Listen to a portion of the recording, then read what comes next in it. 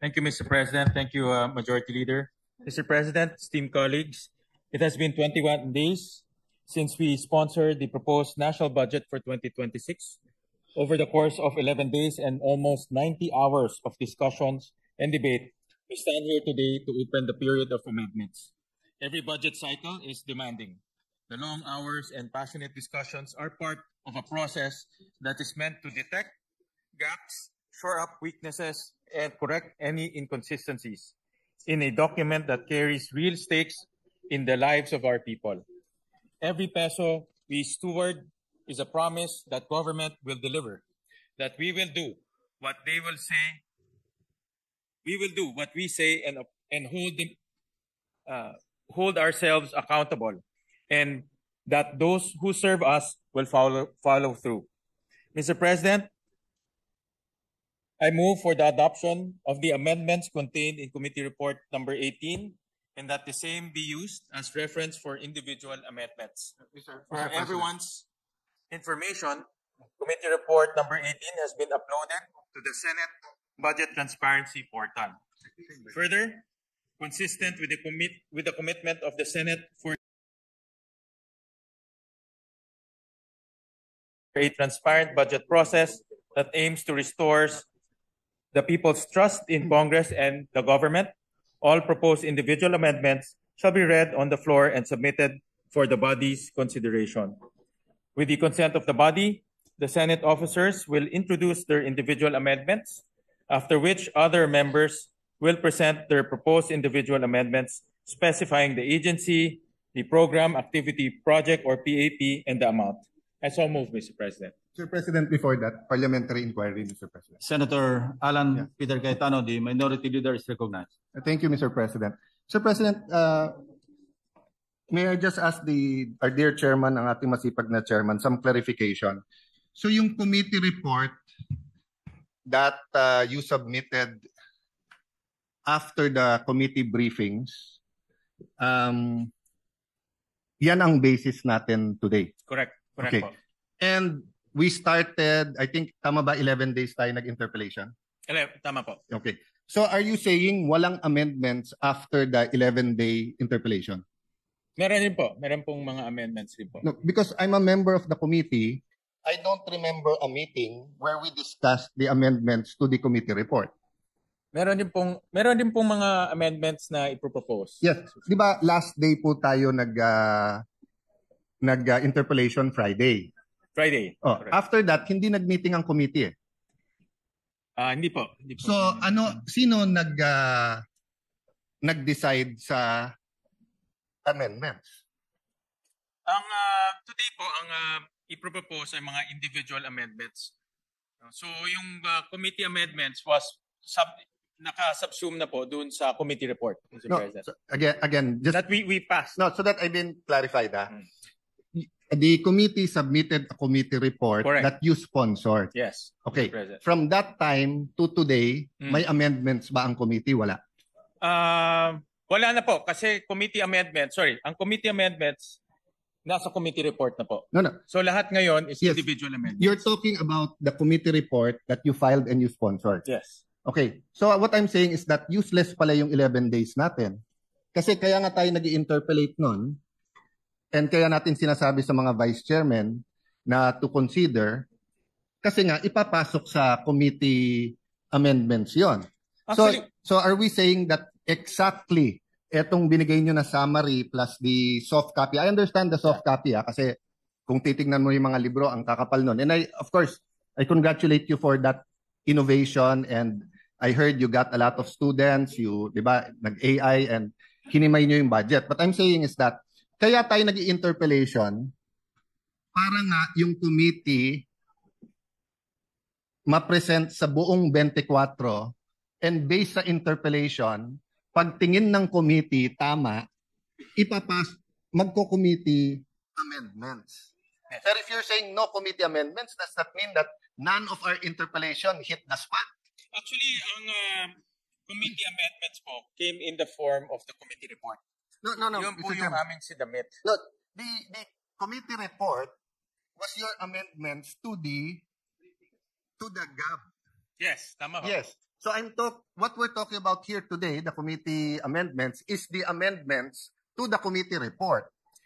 Yung amendments po to the committee report will come in the form of individual amendments. Yes, so I'm Yes. clarifying. So there is no committee Wala po. amendment. Wala po. Kasi Yes, yung committee report po is the committee Yes. amendments. So if there's no committee amendments, that means that none of our interpellation hit the spot. Because if many of the vice chairman, even the chairman, when we were making the recommendations, halimbawa sa akin, dun sa anti-stunting, was saying, yes, we'll look into it and everything. So kung walang committee amendments ngayon, that means we went through the process, the 11 days, but we weren't really talking about. And there was no committee meeting to discuss nga na walang committee Actually amendments. po, ang process, the committee report is the committee amendments. Kasi in-amend ho ng committee yung General Appropriations Bill. So any succeeding amendments will come in the form of individual amendments. Let me correct that, Mr. President, and you correct me if I'm wrong. No? In local bills regarding taxes, and appropriation bills, we have to wait for the House of Representatives. So based on their bill, you have a committee hearings, in this case briefing para hindi tayo mahuli, you submit a committee report. But when you submit the committee report, may period of interpellation. After the period of interpellation, period of amendments, so doon sa period of amendments, meron pong committee amendments kung nakita yung committee, yung point ng individual members. So unlike an ordinary bill, we have the Senate version. So hindi nyo ina-amend yung sa House.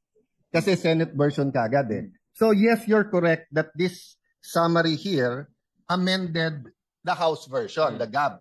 But it did not amend your committee report. Because, Mr. President, we agreed several individual meetings, you had caucus sa groups natin, that iibay natin yung proseso and we will make it very transparent. So if what we're saying, Mr. Chairman, I'm saying this with all due respect and I appreciate the work you're doing. If you're saying now that eto na rin yung amendments from the House, I want to point out that parang baliwala naman yung interpellation. Now, having said that, kung eto na yung sa House, in the spirit of transparency, I'd like to know who moved. So for example, no, sa Department of Education, it's good na dagdagan ng 78 billion. Sinong nag-propose nito?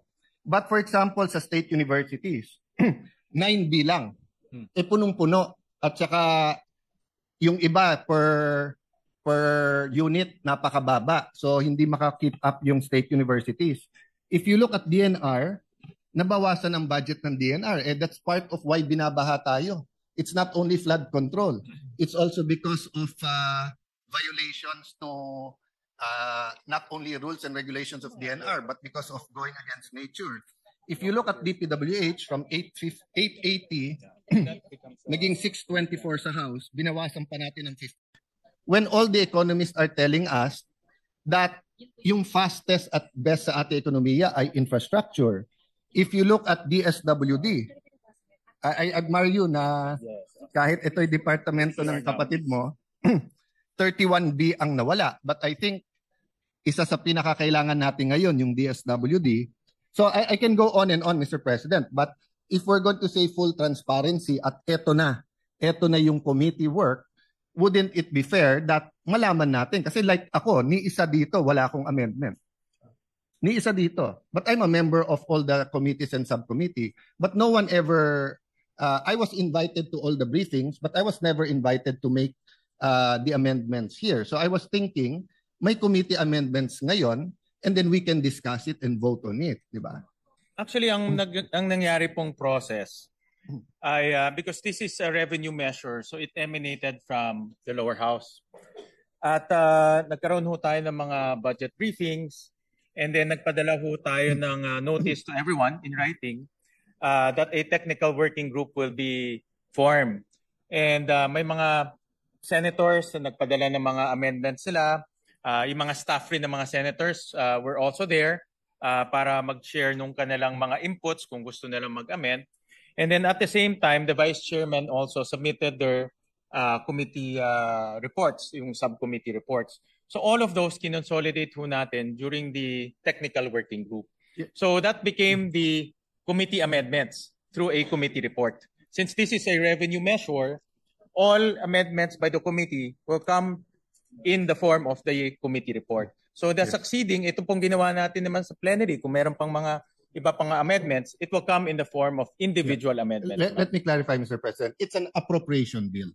Yes. So, sorry, it's an yes. appropriation bill. So Sorry. the same, kasi chairman ka rin ng Oh, Ways and Ways and Means, Means. the same process, Mr. Chairman. But But the thing an is, appropriations bill. you're talking about the amendment from the GAP, not the amendment from the committee report. And if so be it. Kung yun po ang pleasure ng majority at yun ang proseso. But 'di ba, sabi nga po, you cannot be half a gangster. You're either a gangster or not, 'di ba? You cannot be half a person who believes in values, 'di ba? You believe it or not. So either we believe in transparency or not. So if we're going to ask members now to propose their individual, maliliit yun eh. So hindi ba dapat malaman natin kung sino ang nag-propose ng mga to at ang proseso ng pag-approve nito. Diba? So kung meron dito may advocacy na itaas yung intelligence fund ng ganitong agency, o kung justified yun, okay. Kung meron dito ang gusto itaas ang per day na pagkain ng preso, maganda din naman yon, di ba? So dapat alam natin kung sino yon. Kung meron dito, sinabi DepEd hindi dapat State U ang mas mataas ang increase. Kasi for example, I agree education, pero 78B to DepEd and 9B sa state universities, medyo malayo. So I'd like to know who proposed this. So kung sinasabi natin yung vice chairpersons ang nag-approve, nagsabit sa inyo, but who proposed it? Kasi we will be showing people here that si Alan may amendment ng 500 million, 1 billion, 5 billion, baka tanggapin nyo, baka hindi. Pero totally, in-amend natin dito, billion. I'll give you another one example that's important to me. Many of us here believes dapat walang unprogrammed funds. Dapat wala. Kasi before 2022, wala naman unprogrammed eh. Di ba? So, pero ang committee report nakalagay dito, binawasan lang ng 68 billion ang unprogrammed, 174 billion ang natira sa unprogrammed. So that's what I'm saying. If we had a meeting after Friday or a caucus, we could have voted whether or not tingin natin may unprogrammed funds o hindi. But if it's your pleasure, we do that sa individual, that means you will allow us to do the individual and then to give a pretext. So for example, Mr. Chairman, I can move later on to take out the unprogrammed funds as an individual amendment. Is that correct, Mr. Chairman? Well, ang process po natin dahil ngayon po ay submission ng mga amendments. So the committee will welcome yung mga individual amendments sa mga members natin. Last point, Mr. President, because I don't want to belabor. What I'm saying is that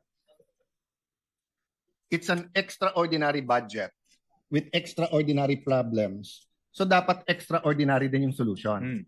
So ang problema, ipapakita natin sa tao yung maliliit natin amendments at kung sino nagpropose nito at kung tatanggapin o hindi. Pero yung kalalaking amendments, hindi nating i-reveal sa tao kung sino ang nag-propose. Actually ho, yung technical working group, doon ho natin pinag-usapan itong mga amendments. Inipon-ipon ho namin yung mga amendments, inipon-ipon ho namin mga recommendations. Marami ho tayong mga senador na nagpadala po ng kanilang mga recommendations. So doon namin inipon-ipon po yung mga amendments. And that's not a problem, Mr. President, if the committee met afterwards for the committee amendments. Kasi even if you look at the rules, amendment comes after the debate is closed. So lumalabas, baliwala yung 11 days natin na debate eh. Hindi naman. Kasi yung mga napag-usapan natin, like for example, maraming mga napag-usapan at gusto pang i-amend yung committee report, it will come in the form of individual amendments, which we will... But when it comes in the form of individual amendments, first of all, tatagal. So for example, if I have 100 amendments, and let's say 5 of them are important to me, I mean, life or death to me, I will ask for nominal voting. Pero kung nag-meet ang committee or may sistema ang committee na kung saan pinasok sa committee report, committee amendments, then we don't have to go through 100. That's why in the previous systems, Mr. Chairman, I'm trying to be brief, but trying to explain it well. So I apologize to our Senate President and Senate President Pro Temp and Senator Win, no? Kasi nga this is new eh. So before, ang sistema natin simple lang. So same system hanggang sa committee report, di ba? And then may interpellation tayo. Then sa interpellation, you talk to the Vice Chair. Then the Vice Chair talk to the Chair, and then magsasubmit tayo, pwedeng in writing, pwedeng ano. And then, before mag-individual, papasok na natin kung ano sabihin yung committee. Pero hindi issue nun masyado yung transparency. Of course, to be fair kay Senator Lacson, ever since consistent siya. Nung meron pang pork barrel, tatanggalin niya yung isang para sa 24. Kapag may amendments na infra and he thinks it's pork barrel, he'll ask a question. So that's given. And some of us have similar advocacies sa mga binabantayan, di ba? Maglalagay ka dito, hindi dapat. Okay. But in general, yung proseso natin allowed our participation at every point in time and then through the leaders. But ngayon, hindi. Kasi ngayon, I'm not saying it's a bad budget, but ngayon, we're basically passing exactly the same committee report before the debates, despite many, many good points sa debate. And then, walang committee amendments. So, papasok na. So, you will have to excuse us if many of us have dozens of individual. Kasi nung araw, because may give and take na doon sa vice chairman at sa chairman, yung mga institutional changes, na pag-uusapan yan, whether caucus, meeting, or dito. Ngayon, hindi. Actually ho, dahil nagpadala ho kami ng official letter for a technical working group, the intention was really to lahat ng mga amendments doon na mapag-usapan. Para pagdating ho ng committee report, nandun na yung mga proposals ng ating mga senators. At this was not limited to the Vice Chairman. Lahat in-invite yes, ho natin. Mr. Chairman, but that was before the committee report and before the 11-day debate. Diba? So after the 11-day debate, imposible naman na walang magandang punto. Yes, marami po. Maraming magandang punto pero hindi nagre-reflect sa budget. Dito na ako papasok pag present ng mga senators natin. Yes, usually pag magandang punto, dalawa kasi yung magandang punto eh. Yung parang barkada lang, kasama tayo, di parang maganda yan. Pero sorry, hindi namin tatanggapin. Diba? Okay. Pero yung magandang punto na we all agree. Diba? We all agree. So since we all agree, dapat palitan na yon. But let me yield first to former Senate President. He is on the same point daw, may question daw po siya. With your permission, Mr. President. Before I recognize Senator Escudero, the distinguished minority there may have a valid issue, no? Except